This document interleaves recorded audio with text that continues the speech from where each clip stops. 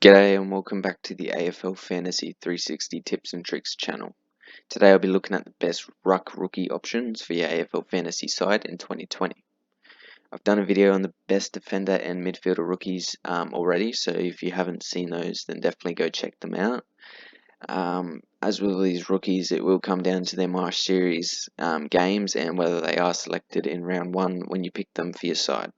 So this will be a shorter video as the ruck options are a bit slimmer than other positions. In saying that, I do have 5 good options for your R3 spot this year. So anyway, we'll get into it. So the first player on this list is a pretty obvious choice in Darcy Cameron. So Cameron moved from Sydney to Collingwood in the trade period.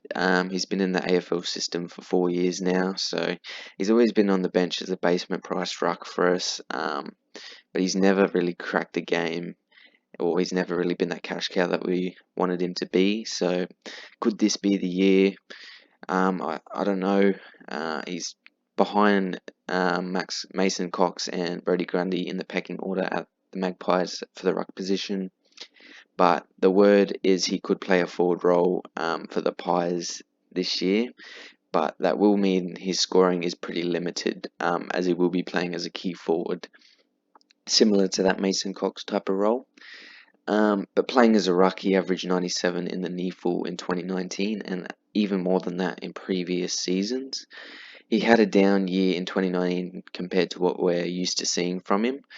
So he's basement priced, he's got forward eligibility, which is handy. I can see him averaging around 50 to 55 mark playing in the forward line, but he could average more if he is getting some ruck time as well, just due to getting some more hit-outs and some more touches around the ground and that sort of thing. So hopefully he doesn't take too many points away from Grundy if that's the role that he's going to play.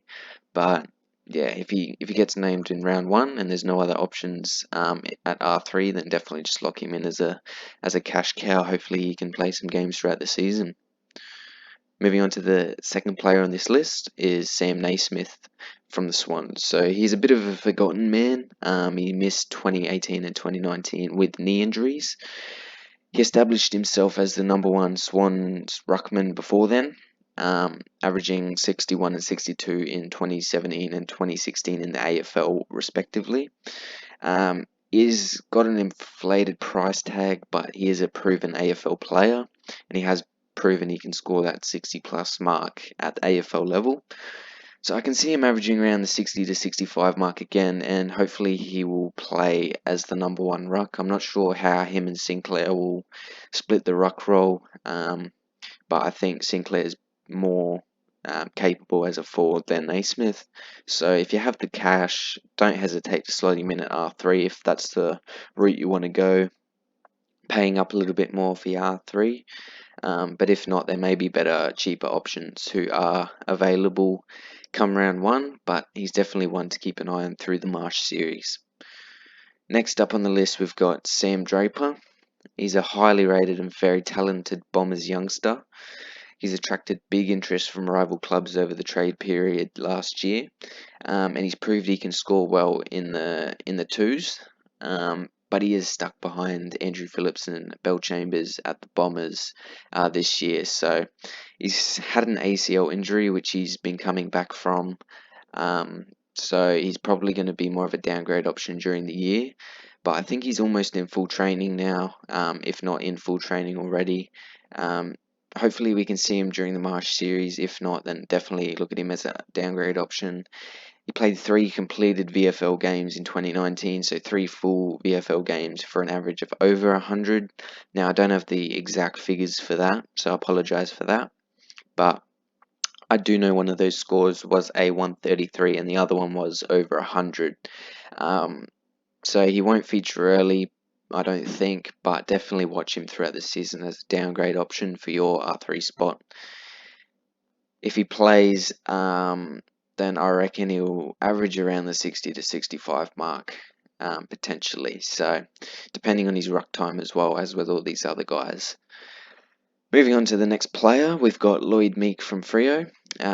Meek, he should get more opportunity at the Dockers now with Sandilands retired. He was unlucky not to debut last year, just due to a foot injury that he suffered the week before. I reckon he would have got a game. He's got 3 years in the system now, and the Dockers really don't have great ruck depth this year. Sean Darcy's their #1 man, and he's very injury prone. So they may even opt for playing two rucks. I doubt it with Rory Lobb being able to pinch hit, even though he has said he will play more forward.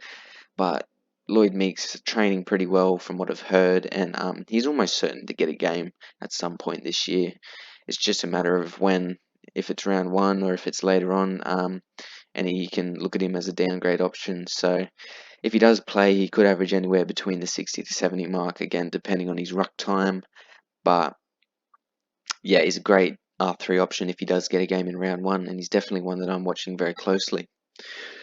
Now, moving on to the last player on this list is Kernan Stretching. I hope I haven't completely butchered that name, but he's from the Crows, who have very little ruck depth as well this year. His numbers are far from amazing. They're actually quite terrible in the SANFL and in his junior years, but he could get an opportunity for games if Riley O'Brien does go down with an injury.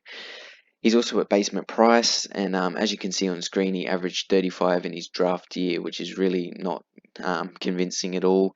And he only averaged 50 points per game in the SANFL in 2019 as well. So this is his second year on the Crows list, so he's not going to be fully developed by any means, but the Crows did say they are happy to back him in if injuries do hit their tool stocks this year. So fingers crossed they don't. He's also got forward DPP as well, which is pretty handy. But in saying that, I'd probably avoid him purely due to his lack of scoring ability. He probably won't make much cash. I'd much prefer to go for one of the other options that I've discussed earlier on in this video, but he deserved a mention anyway, as he may get a game. I doubt he plays early, but definitely one to keep an eye on if there aren't any downgrade options during the season coming around. So that's it for the video. If you enjoyed, please subscribe and hit the thumbs up button. Also, the full rookie video, as I said, will be out hopefully Thursday at the latest, so definitely subscribe so you don't miss that one. If you want to check out my rookie video for the defenders and the midfielders, feel free to do that by going to my channel. You can't miss it. And as always, thanks for watching, and I will see you in the next video. Cheers.